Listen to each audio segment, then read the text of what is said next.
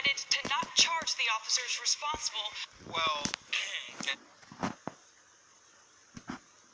his defense attorney, whoever that may be, is obviously going to start out with a plea of not guilty, and then examine the evidence and see what the Commonwealth is going to prove or intends to prove and see where his defenses lie. In my head is that you have cleared the other two officers that were with him, so what made his behavior so much more illegal than their behavior? So that would probably be the first way to look at it. And the second way is, what was wanted about his behavior? Is it because he was outside? Is it because, what reasons was he charged and they were not charged? And I think facts will dictate that, and then the process will play out. There will be hearings, there will be negotiations. There will likely be some offer, and that's up to the prosecution. And then, if the offer is not accepted, go to trial. Leland, my question for you is, we have been through a long pandemic. I think everybody's emotions are different because of that as well. But as we have waited 194 days since protesting, what would you say to the general public to take away from all of this when it's done? I think that one of the words that, you talk about the Kentucky motto, united we stand, divided we fall. I think the more united the public can be, the better we'll all be for this. Whether you're happy with the charges, it's all about what we do moving forward, not how we react to the charges. I don't agree with everything the Attorney General said, but I agree with his message of somewhat uniting Kentucky, because that's where it starts. That's the laws that Brett Hankinson is being prosecuted under, and that's the laws that allowed the other officers to do what they did. So if those laws need to be examined, if those laws need to be changed, whether it be through local politicians or a task force or people coming together, I think that's positive. And I think the more we grow and learn from this, the better off we are as a city. If we want to mire in the problems and the disappointments, then we're not going to advance, and there's no way to help any causes, much less African American causes, if we can't somehow get on the same page.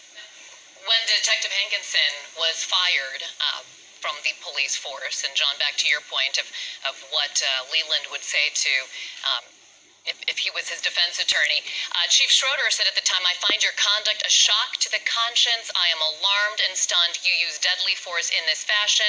You have never been trained by the Louisville Metro Police Department to use deadly force in this fashion." We know he fired 10 shots from outside, so it seems that according to the evidence that the grand jury then received, that he wasn't really aware of where the bullets were going to end up. It's possible. Using an internal memo from his bosses as to why he's fired, that would hurt more in the civil case than likely the criminal case. It comes down to what are the policies and procedures of LMPD, and did he follow them? Did he do what a police officer should have done in his circumstances? And if he didn't, was the risk he took going outside of those lines, was it justified? Did he have a reason to act differently than a police officer should under their standards? And apparently the grand jury is saying, or the Attorney General is putting forth, that because these shots strayed to other apartments, that either the shooting was wild or the shooting was out of control, or there were too many bullets fired in such a way that was beyond what an officer is trained to do. Okay, Leland, stand by here. We've got Richard Pearson on the phone here, former LMPD narcotics and we haven't heard a lot. We didn't hear anything really on the whole warrant and security warrant in this case, because that's what the Fed, the FBI is going after right now. But I'm sure you've followed this very closely on what you've heard and seen so far when it comes to how this particular controversial warrant was obtained and then served. Well, yes, I've been involved in the execution of many warrants. I've written search warrants myself, and I've even written no-knock warrants myself from my time in the narcotics unit. what you have to understand with the process that the officers go through to get a search warrant is probable cause is necessary in order to get a judge to sign a search warrant, meaning on that search warrant you have to show the investigation up to that point that leads you to believe there is criminal conduct afoot at a specific location, and you take that warrant to the judge and you testify in court that the facts in that warrant are factual, and you've done the proper investigation, and that's why a judge would sign the warrant.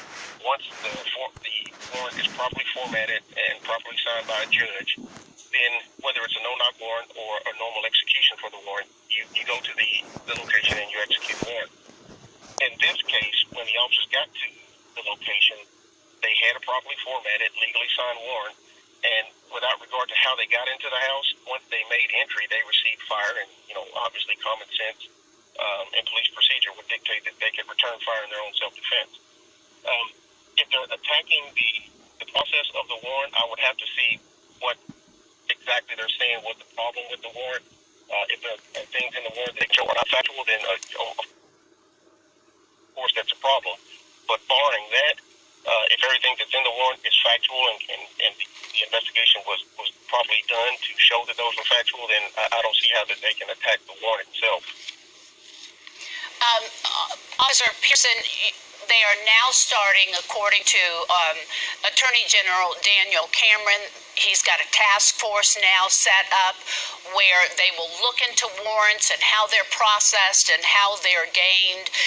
In January, when the legislative session joins again, they are looking at banning no-knock warrants all across the state. Some are saying across the nation, with people talking about the possibility of warrants. I spoke to an officer from St. Louis just yesterday who said, a lot of times nobody questions what the warrant says. It's just kind of done. It's easy to get. So do you believe there are no problems with warrants right now? Or do you believe some of the things that they put in place now, where if you see something wrong, you have to say something? Do you think there's no problem? Or do you believe maybe this is a good thing that they are looking into it? Well, it's always a good thing to review. It's called judicial review. It's always a good thing to look at the processes that you have in place to make sure that they are in line with the times and changing standards and laws and things of that nature. But the process itself is adequate. And I know that may make some people say, hey, what's he talking about? But the process, if it is followed correctly, is adequate. An officer does a proper investigation. He documents that investigation in the search warrant. When you go to get a search warrant signed, you have to actually stand in front of the judge as the officer who's there to get the warrant signed. You are sworn in by that judge, and they say, are you testifying that everything in this warrant is truthful to the best of your knowledge? And you have to swear with your right hand raised that it is. The judge, it's incumbent upon the judge to actually read every word of the things that the probable cause meets the level of probable cause, and that the facts or the allegations in the warrant reach the level of probable cause. If there's problems in the warrant, or if that judge looks and says, hey, this doesn't meet probable cause, or you don't have enough investigation in here, or this isn't done right, or that's not done right, then that judge should not sign the warrant. They should refuse, and they should either say, hey, you need more investigation, or this warrant is crap, and I'm not going to sign it. Richard, we're going to have you if that's the case, then you go and you read the warrant. Richard, we're going to have you stand by for a second. We've got problems on the street there with the protesters. Not sure exactly where they are, but again, we're having some issues. We've got Faith King, who is there now, and we're trying to figure out what this altercation is. So far, they've been peaceful. I'm not sure if Faith is ready to report now. Faith King? Yes, Dawn. So what happened was protesters continued to walk down Morristown Road. They asked their white allies to get in front of police officers. That's when a lot of pushing started. I think protesters were trying to push through the police officers, and police officers pushed back. We've seen a lot of arrests. I'm coughing right now. It's stuff in the air. They are shooting pepper balls right now. It's pretty chaotic out here, but police officers have a lot of people. Let's see if we can zoom right there. They have protesters on the ground. We're trying to stay back to stay safe. And so that's what we're dealing with right now. Okay, Faith, yeah, Bardstown and Tyler is where you're at. As we walk down here. Yeah, John, I hear you. Yeah, okay, so you're at Bardstown and Tyler. Step back a little bit. So tear gas has been deployed and these pepper balls. Is that what's going on? Repeat it one more time.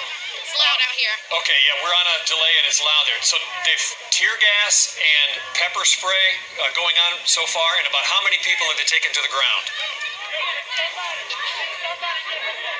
Let's see if I can count. It's at least 10. We've seen at least 10. We want to stay away. In the face for no reason, man. Just shot him in the face. Okay, I have a protester behind me right now saying a man has been shot in the face. I cannot confirm that, but it's at least 10 people on the ground right now with officers on top of them. So there have been numerous... officers are just in a circle right now with protesters surrounding them. Yeah, we see this is a... And they are asking people... Sorry, Faith, go ahead. They are asking people to stay out of the streets. Okay. They're asking people to stay out of the streets. The protesters have been walking peaceful in the streets, but this is obviously a very busy road, Bardstown Road. Emotions extremely high right now. 4 o'clock, so just about 2.5 hours since we heard what the decision will be. We've been watching this group growing steadily. This is LMPD's live stream that they are sharing with us. We know that much has been done to try to keep the protests peaceful. A state of emergency is in effect as you look at this person right now being handcuffed by police, saying that the state of emergency means that they can enact curfews, which has been done, and restrictions. Also, parking garages, access is restricted to 5 of them. It also bans street parking in some area. We know the National Guard has been activated. There's limited access to an area around Jefferson Square Park. This part is not included in that. Also, the mayor just a couple of hours ago sent out a tweet saying our goal is ensuring space and opportunity for potential protesters to express their First Amendment rights regarding the Attorney General's. And at the same time, we're preparing for any eventuality to keep everyone safe. We all have a choice to make, he goes on to say. In response to the decision, I urge everyone to commit once again to a peaceful, lawful response like we've seen here for the majority of the past several months. If you've been around town, you've seen the armada of law enforcement out. They just recounted who's in town right now at the press conference earlier today that the mayor had right before the AG's press conference. Basically, we have state police, LMPD obviously, and out like St. Matthews, etc. Just from the feds, we have FBI, ATF, the Federal Protective Services, that's basically Homeland Security. They've been in town for days. National Guard's been deployed as well. So the question that was brought up earlier today about all of the reinforcements put into the downtown area, you know, are you they said, and the mayor said, no, that's to protect the protesters. There's the area downtown. Second out to 9th, Market out to Broadway with 4 access points in, 4 access points out. But if you've been following our coverage here for hours, we've been on since 1 o'clock, you saw right away the protesters went from Jefferson Square right down Broadway.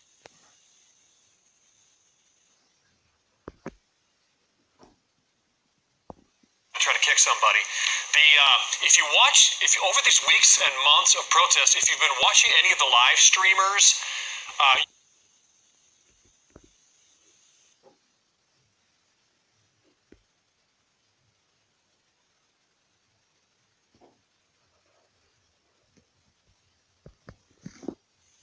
couple seconds ago, LED will give you a good view of it because just a minute ago, you could see that someone, I don't know who it was kind of throwing things at officers. And when things begin to side of the LMPD officers, who are also getting in their face, as we've mentioned, there is a curve to work. If you need to go to your house of worship, or if you need medical care, you just need to make sure if you're stopped that you let folks know that. And also, houses of worship are open at this time for anyone that finds the need to go in and pray on. And we're just hoping, I believe most. Oh, absolutely. Yeah. When you go downtown, it has been surreal.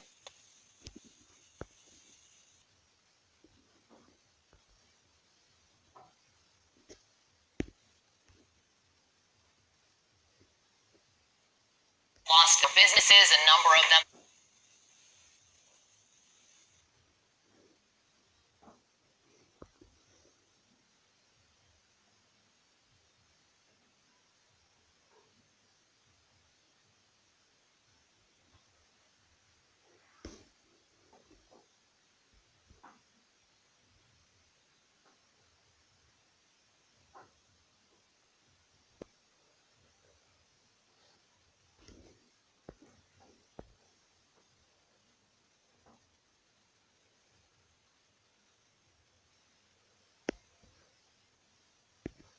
Even see in some other parts of the city.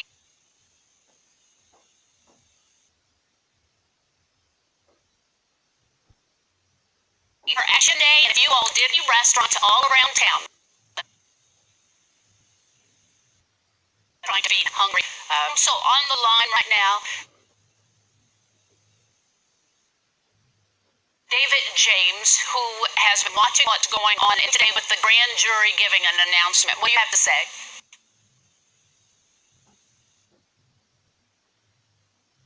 I'm watching television now, announcement, and I still have a lot of questions related to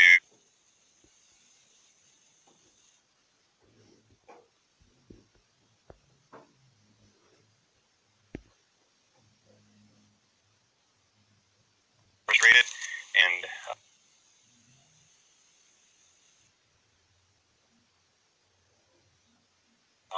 feeling a tremendous amount of pain.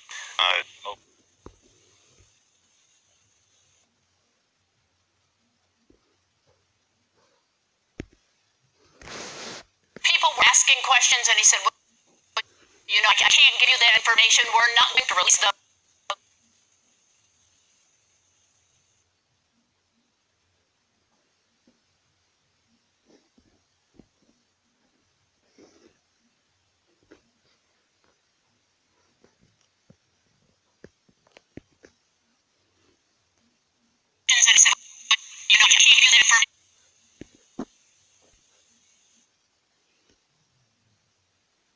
Makeup demographics of the grand jury.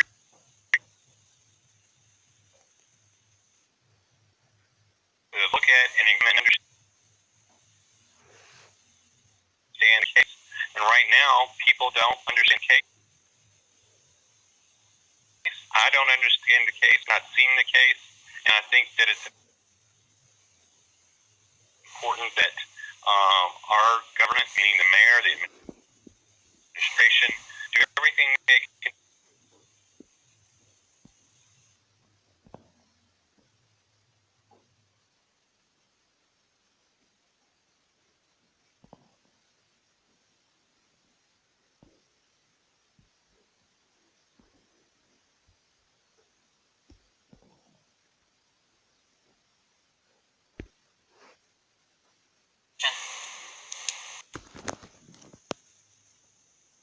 And some people think you can do Attorney General's office. I cannot control decisions made by a grand jury, and I don't lead local law enforcement offices. But what I can control is how I lead, what I say, what I'm committed to do. I start with the humility and acknowledgement of slavery, segregation, and Jim Crow.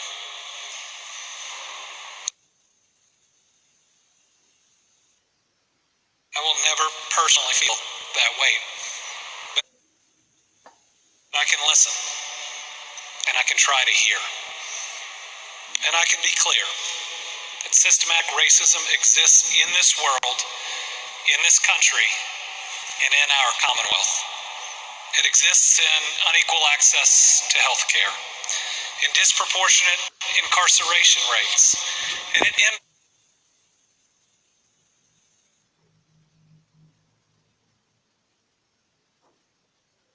that injustices and inequalities must be addressed. The world that God calls on us to build is one without racism, one without oppression, one without violence. Since the start of my administration, we have worked to combat some of these inequalities. We've protected and expanded health care, and we have built an inclusive team. But as I listen, and as I try to hear, I know that there is so much more work to be done. There are hundreds of years of pain to be addressed, and my job is to continue to listen, to try to hear, and to do everything I can to build the type of world that I think everybody's kids deserve. One where we live up, one where we try to make a dream talked about many decades ago closer to reality. Today, the Attorney General announced a mixture of the findings of his investigation and the decisions of the grand jury. We appreciate his communication with us leading up to the announcement. It allowed us to take steps that we needed to take regarding Louisville, and communication leading all the way up to the announcement. And in the announcement, he described the investigation. But he talked about information, facts, evidence that neither I nor the general public have seen that the public deserves this information. So I previously made what I would call a suggestion to the Attorney General, and now I'm making a request that he post online all the information, evidence, and facts that he can release without impacting the 3 felony indictments, the 3 felony counts in the indictment issued today. Everyone can and should be informed. And those that are currently feeling frustration, feeling hurt, they deserve to know more. I trust Kentuckians. They deserve to see the facts for themselves. And I believe that the ability to process those facts helps everybody. And I believe that no matter what somebody's perspective is on today's announcement, that they believe having the full amount of information out there, and these have been posted by other prosecutors across the nation in different situations, is hopefully something that can help us talk to each other, help us heal, help us move forward, and help us always to make improvements. I'm going to turn it over to someone who I get to work with every day, someone whose advice I've relied upon, that has been a district judge, has been the deputy attorney general, has been someone that has experienced more could ever claim to, and that is James Brown. And once he's done, we're going to hear from Representative Booker.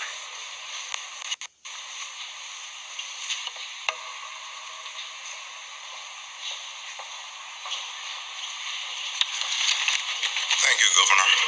I was not expecting to stand here today. It's a different role for me in this situation. But over these last few weeks, and many times as we sat in his office and we've discussed what's going on, not just in Louisville, but in the world, the governor's looked to me, I think because of not only have I spent 4 decades in the law, but I've lived through a lot of things, having been blessed to be 71 years old now. I've seen assassinations of John F. Kennedy, Martin Luther King, Robert Kennedy, and Malcolm X. I've seen disturbances in the street. I was born before Brown versus Board of Education. I was alive when the Civil Rights Act passed. I served my country in a time when we were supposedly changing hearts and minds, and thought that was the right thing to do at the time. Don't regret it. but I've come to recognize that sometimes the effort to just change hearts and minds is not enough, that we really need to change behavior. The criminal justice system behavior, but in process. I think the first involves some technological issues where rules of evidence that were developed sometimes hundreds of years ago hasn't caught up to technology which developed in the last 10 minutes so much. I also believe that the public has developed an expectation, rightfully so, that government and those in the criminal justice system will provide information that they can understand in a way that they can understand it, regardless of what it is. There are certain things which are facts, whether it's a photograph, whether it's a tape recording, whether it's a report, that won't change over the course of a tribunal and won't necessarily prejudice either the defendant with the presumption of innocence or the prosecution whose job it is to seek justice. A prosecutor's job is to seek justice. I'm not going to try to explain much about what happened with the Breonna Taylor situation in the grand jury, although I would encourage everyone to learn more about how our system really works with a grand jury and what these indictments are and what these charges are or are not. And I would have hoped that more of that explanation would have come out from a variety of sources before we got to today's result. I think what happened was a situation where expectations were built up that were not necessarily based on a full knowledge of what the legal standards were, and therefore when those expectations were not met, there's severe disappointment. But in that disappointment, I live in Louisville, and obviously in Kentucky, which I've served for a number of years, and in this country, which I've served faithfully for a number of years. I would hope that we don't take a regressive step forward in changing behaviors. And the way we really change behaviors, and Breonna Taylor's legacy is that it can change behavior. Because more of the world, when you saw demonstrations in countries that really don't have anything to do with Louisville, Kentucky, you know that it's widespread.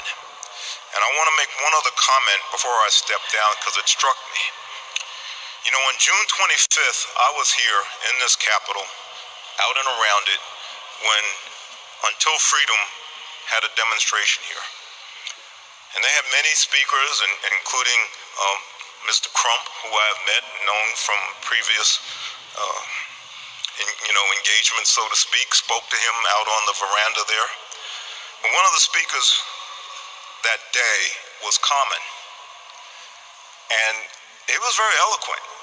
But there was something ringing in my head from Common, and it came from the fact that sometimes I used to hear him almost every morning driving back and forth to Frankfurt. People talk about being woke. Well, there is a song, and it is called Wake Up Everybody. And John Legend and Common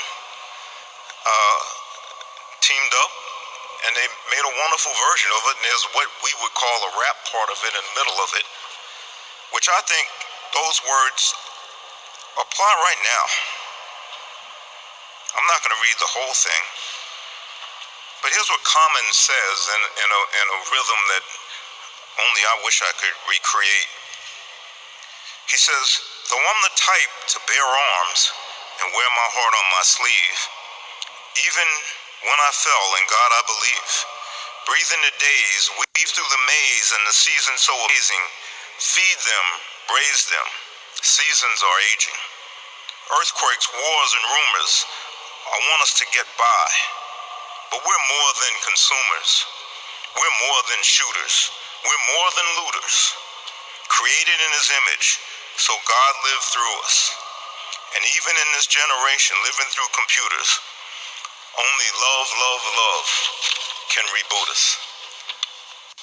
Let's follow the principles echoed by Common and Martin Luther King and a lot of other people.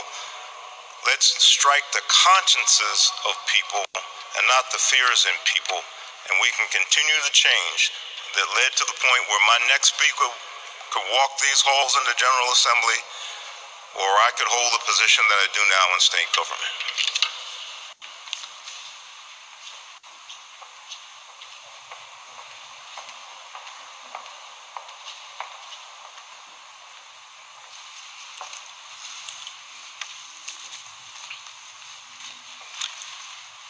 I am State Representative Charles Booker. I represent the 43rd District, but to be more precise, I represent the Commonwealth of Kentucky and a lot of people who feel a lot of pain right now. I listened to the words of a giant, making it clear that just me being here is a testament to what progress can look like. I feel that weight right now. And our community has been through so much this year, but it speaks to generations of pain and inequity. And in this moment right now, the first thing that I want to do is recognize Ms. Palmer and Breonna's family. I have the dog tag from my cousin TJ. I carry it with me every day. They are dealing with trauma and pain that will never really go away. They have grieved before an entire nation. The world even has seen their heart break. And I know that today was just another painful chapter in a path of healing, of reconciling what can never fully be reconciled. Because Breonna Taylor should be alive today. And I also want to acknowledge a community of people who have risen up in protest, calling for justice, even in the face of being ignored, hit with tear gas, pepper bullets, demonized, called names.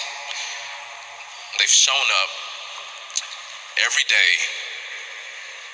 People like my family, Mr. Cortez, we call him C-Tez, Stachel, Katura, Shamika, so many folks that helped us ring out the cry for Breonna Taylor's name, not simply to account for what the officers did. That's critical. We'll talk about that. We're talking about that. But also to call out the fact that we have to do the deep-rooted work. That justice isn't just about what happens to these officers. It never was just about what happens to these officers. It was always about the fact that we have generations of poverty and inequity all across our Commonwealth, that so many people feel the fear of knowing that justice may not account for their humanity. I talk about it often in this building. And the truth of the matter is today, their strength is why I have so much hope. In spite of what some may want to do in seeking to cast wedges and divide us and make this a conversation about some versus others, we realize as a collective, as a commonwealth, because the people that are marching are from all corners, all walks of life. We realize that the moment is about family, and I'm proud of that truth. Let's be clear. Justice failed us today. It failed us in a way that it has been failing us for generations. We are here doing this work. I was elected to do this work because we need to make justice ring true, because it has failed. A woman, black woman, was killed in a home by the agency paid for to protect and serve her. That's wrong. There is no justifying that.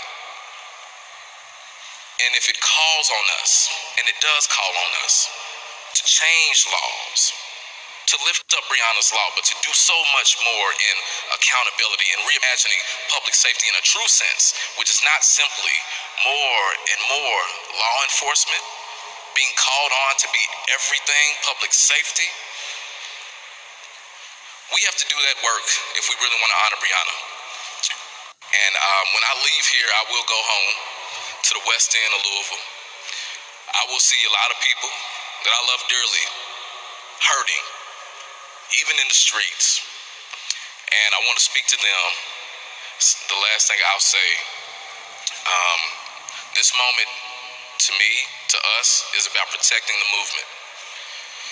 All of us, all across the Commonwealth of Kentucky, as family, we have to do the work to make sure that we can all be free and have the liberty of being safe in our homes, to make sure that we all have the opportunity to pursue our dreams. Brianna wanted to take care of people. She should be here to pursue her dreams.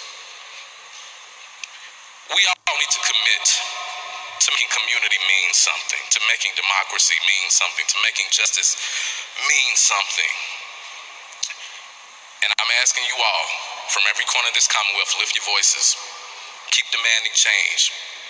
Keep leading for change. Run for office yourself. I'm a living witness of that. But don't be quiet. Don't slow down. And most importantly, lean in with love.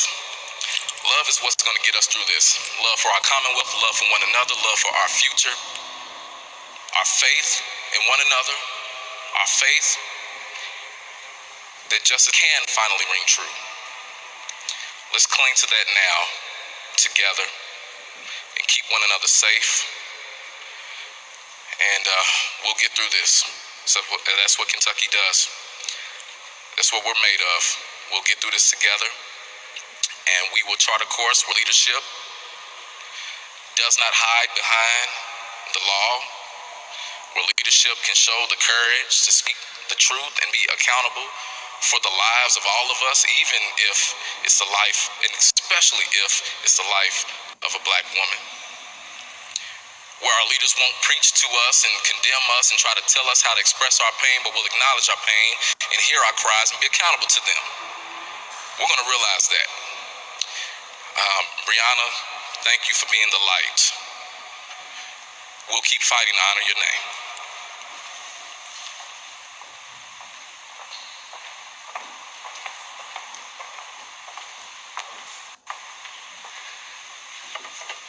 Thank you, Representative.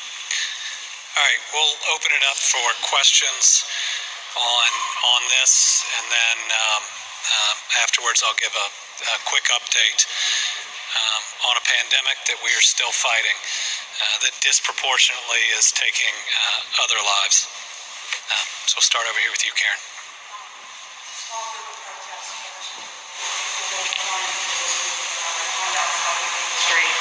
Center while the Attorney General was inside listening. And as everything was announced, one said, the divide is greater now than it has ever been, and it seems like every time we take a few steps forward, we get shoved back. Could you respond? They wanted me to pass it.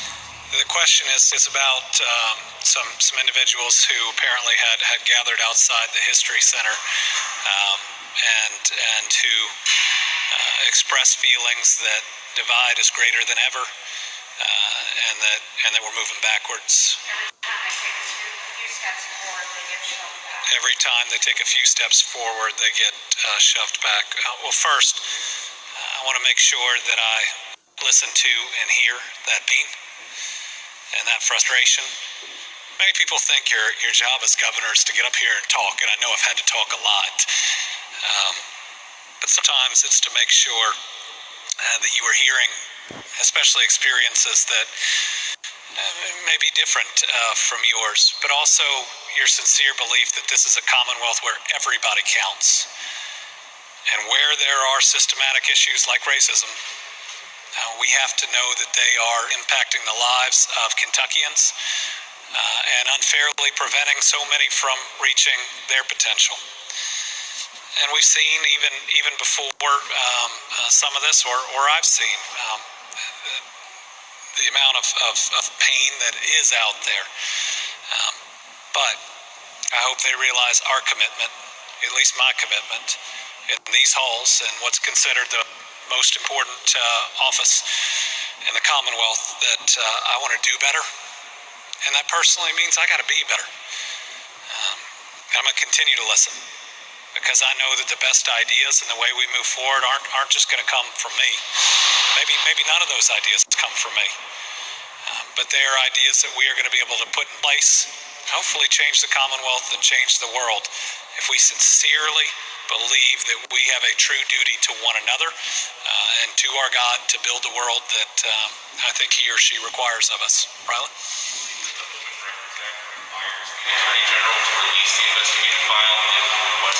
Yeah, the question is, does the Open Records Act require the Attorney General to release the file if requested?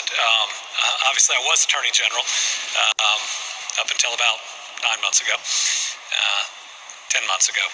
It moves fast. And we had to make a lot of those decisions. There are differences between a prosecutor's file and an investigatory file, and then there are requirements that something is final. But what I can say is, regardless of what the Open Records Law requires, given that today's announcement only related to a specific officer and shots that were fired that reached a different apartment, it would seem that the investigation and or any further movement on other actions that occurred that night are done, and that there can't be any prejudicing any jury that's out there, because according to today's announcement there won't be any. And so I think that it's time to release those ballistics reports. And listen, I appreciate that the Attorney General talked in detail about them. Those are the types of facts that can help us process. And he talked through it today, and he didn't shy away from the fact that there was inconsistency in them. Again, I trust people if they are able to get that information. And so what I'd like to see is all that put online, those pieces of evidence, those reports, so that people can truly read them and process them, and that conversations we need to have moving into the future, if they're about this specific incident, can be based on it, or if there are things we can learn. And I think we all agree, and everyone, law enforcement and other, agree that we should learn every single time that there's a tragic occurrence about what we can do better. Mark? Representative Booker said that it wasn't just about the officers, it's about generations of inequity and inequality. So what can the state of Kentucky do to change that? And do you have any proposals that you're thinking about in the governor's budget proposal to try to address that? So the question comes off Representative Booker's eloquence and speaking his truth, and thank you for doing that today. That's what these walls of this Capitol should be about, and that's what we all need to hear and listen, and I hope everybody out there is hearing and listening. And Representative Booker talked about how justice deals with hundreds of years of inequities, and I believe that we have to start directly addressing them and be intentional about it every day. One that I've been intensely focused on is healthcare, because in the midst of COVID, we have seen our Black and African American Kentuckians dying at twice the rate they make up of the population, and it's no secret why. It is inadequate access to healthcare. This is something that Dr. King talked about so many years ago, about being one of the greatest forms of inequality, and shame on us for not solving and resolving that before now. We've launched a campaign directly aimed at the Black and African American community, aimed at signing every single individual up for some form of health care. That's going on right now. And we're gonna move further after that to get everybody in the Commonwealth signed up for health care. But I'd like to think that step is finally showing priority for a community that for far too long we haven't shown priority for. It's about building wealth, not just creating jobs in an area, but building wealth in a community where we haven't provided those opportunities, providing educational opportunities and knowing different things that we have to do to get there. There are studies that show it's a fact that an African American teacher can have an incredible impact on minority students, and you see that in the outcome. We got to step up, work with our HBCUs to make sure that we have those programs in place, and we are continuing to improve it. We need more programs to recruit more Black and African American Kentuckians into our law enforcement, to ensure that law enforcement and everything else look like the rest of our Commonwealth. We got to make sure that we don't have laws, whether it's insurance or others, that make it harder for some individuals to move ahead in different ways than others, banking laws too. And for years we have had programs, rightfully so, that invest in Eastern Kentucky and invest in Western Kentucky. I've made those announcements. We need those same type of programs, and I proposed one in our budget this last year that invests in areas like West Louisville. It's time for us to step up and do our part so that, for me, and what it keeps coming back in the next pandemic, we're not just repeating the same things. Because we've seen and we're hearing about the pain of this individual situation today, but the pain in a pandemic where systematic racism in our healthcare system has resulted in countless more people dying than they should is one that I feel every day reading off the counties and the inches. One more before you. Oh, I'm sorry. Yeah. Well, I believe the question is, do I believe that justice was done today? Being a former prosecutor and attorney general, I think that we need to see the facts, the evidence, and that I hope moving forward there's more explanation of process and of what certain things require. I know that Mrs. Palmer, who I've met, who stood right here, actually we were in the Supreme Court's got to be in a lot of pain today, and I can't imagine losing one of my children.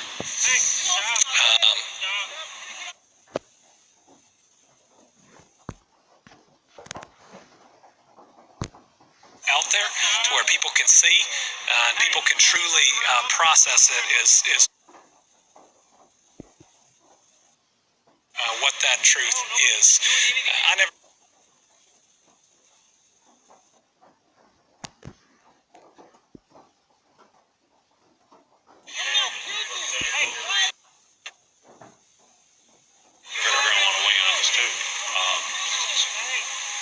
Representative Booker obviously talks about his community.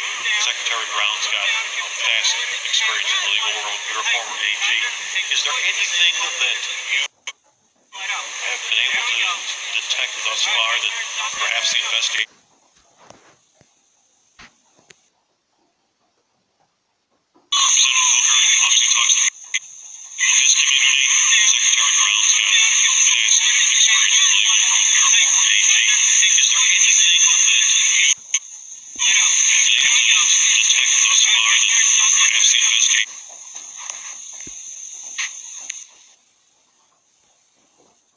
Was flawed in any way.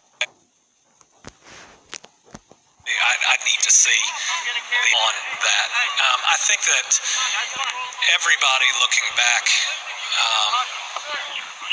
wishes that things had been done differently, not in the investigation sense, but certainly.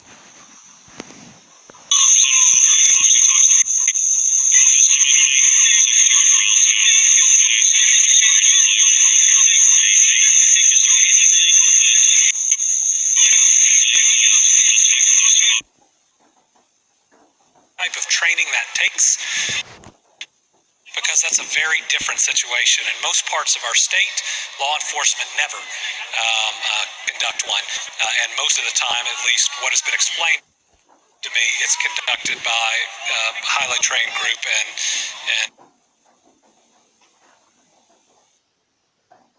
unit. What type of surveillance needs to be done ahead of time before one?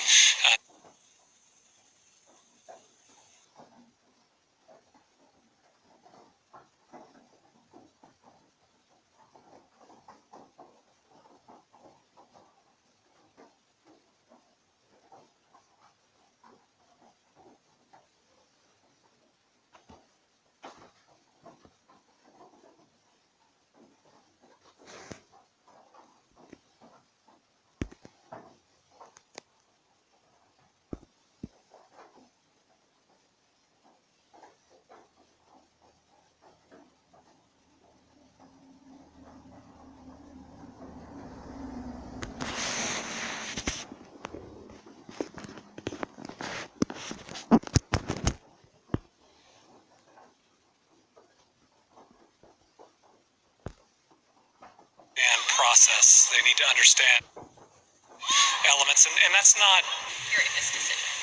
The question is, what's my message to demonstrators? Well, first, I will listen, and I want to hear.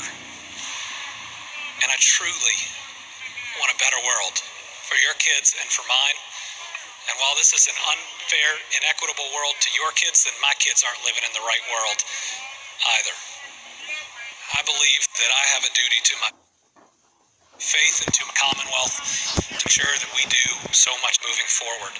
I will never, ever tell someone not to give voice to their truth or to speak out for what they believe in. But I would ask that we not engage in any type of violence, and that we not put ourselves in a position and the people where someone can hijack what they are trying to do, can try to incite violence around them. We've already seen some militia groups walking through downtown Louisville. So be safe, and the eyes of the world are on Louisville. People will hear. There are more cameras broadcasting to more places. And so I'd be mindful that they're here, but also that you're heard, and let's try to do this in a way that makes positive change and is not used to prevent change. Joe?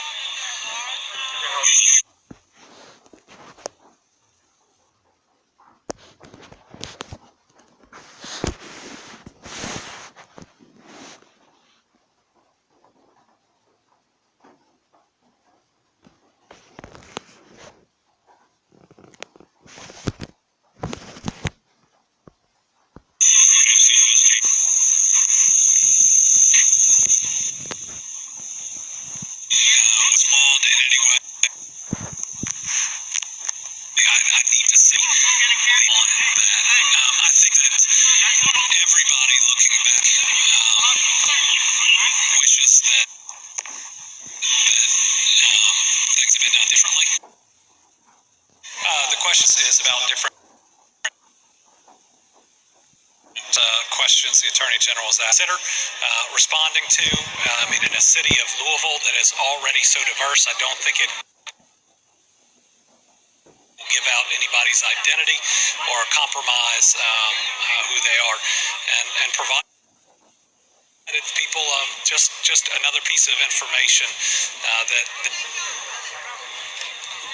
the expectations were too high for people going into this about the repercussions that would happen to the officers that were involved? The question is, did I believe the expectations were too high for people?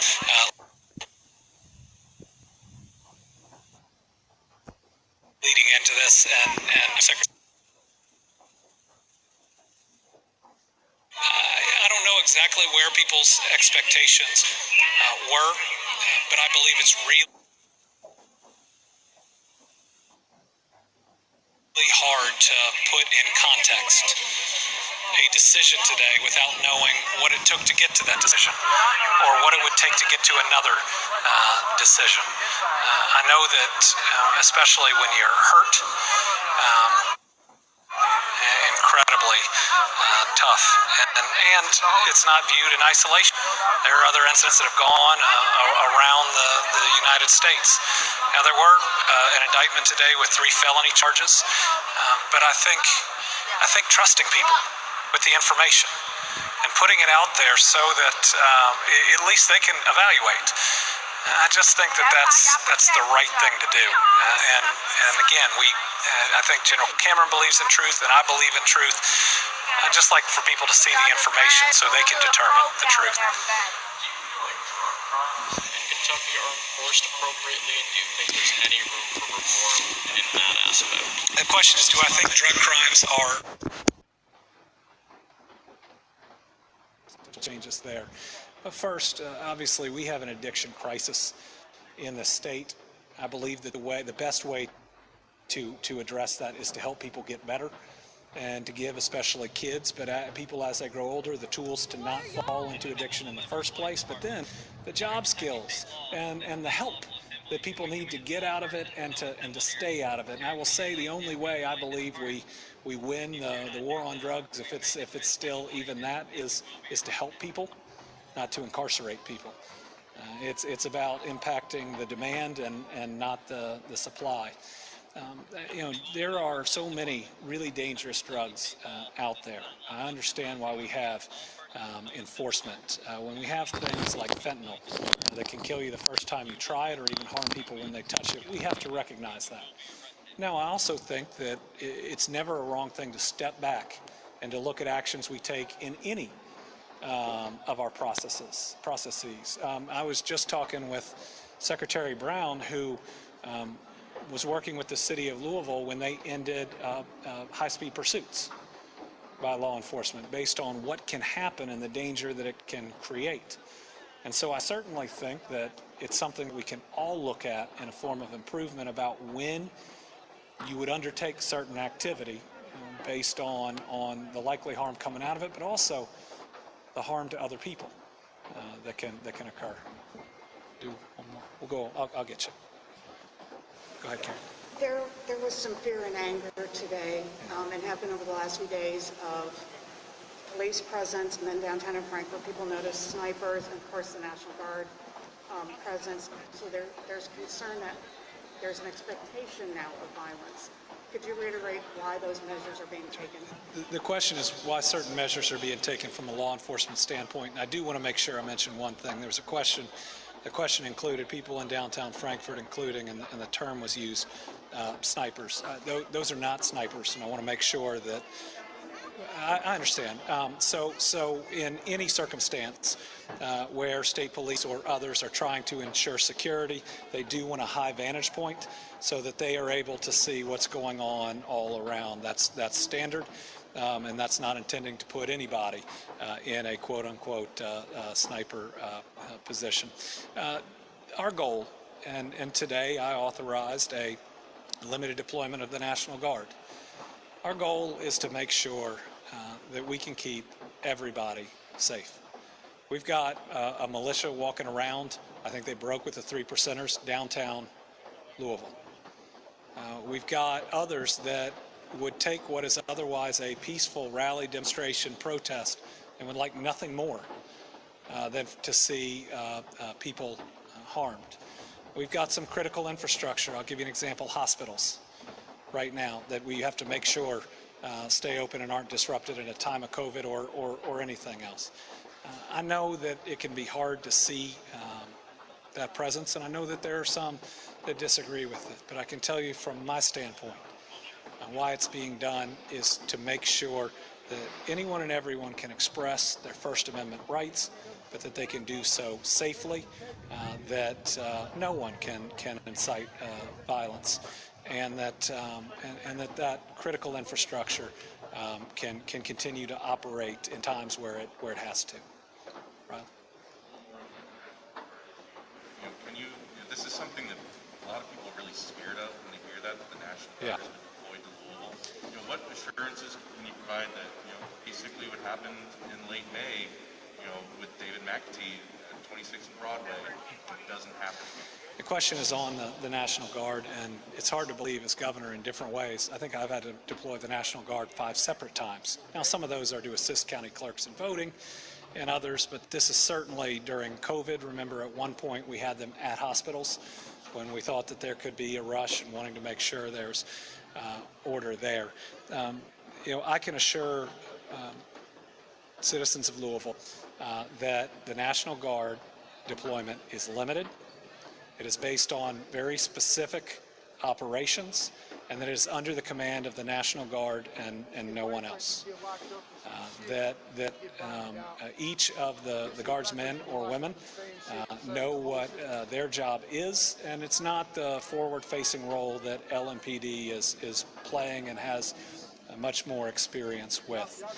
My commitment is to make sure that something like what happened to Mr. McAtee, regardless of the reasons that it happens, don't happen again.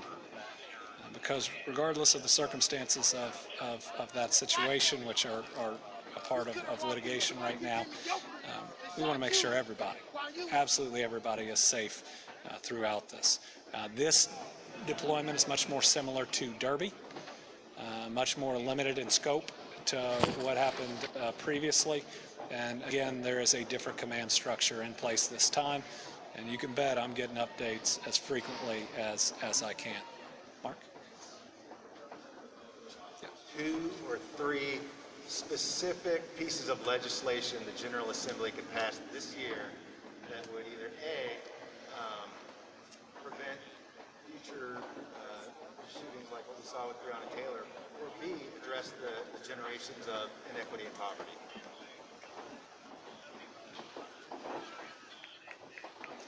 So the question was about specific pieces of legislation that could address the circumstances evolving around Breonna Taylor, but then also the broader conversation.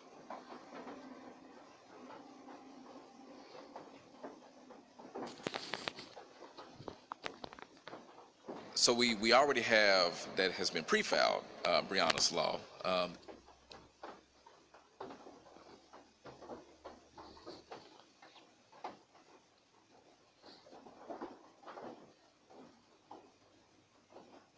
Circumstances evolving around Breonna Taylor, but then also the broader conversation.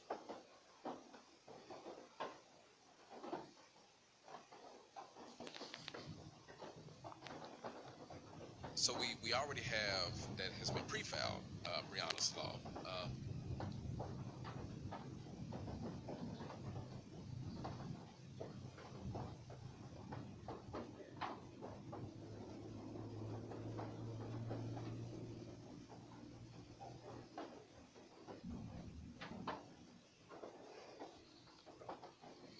And secure subpoena power for them so that the community had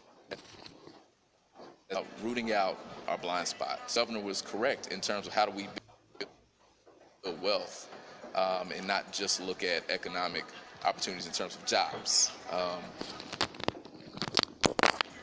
That requires justice, and it requires us to have an investment in communities that have been marginalized and disadvantaged for generations. We have the opportunity to do that now with small business support, with training and capacity building, but also with direct justice at the national level.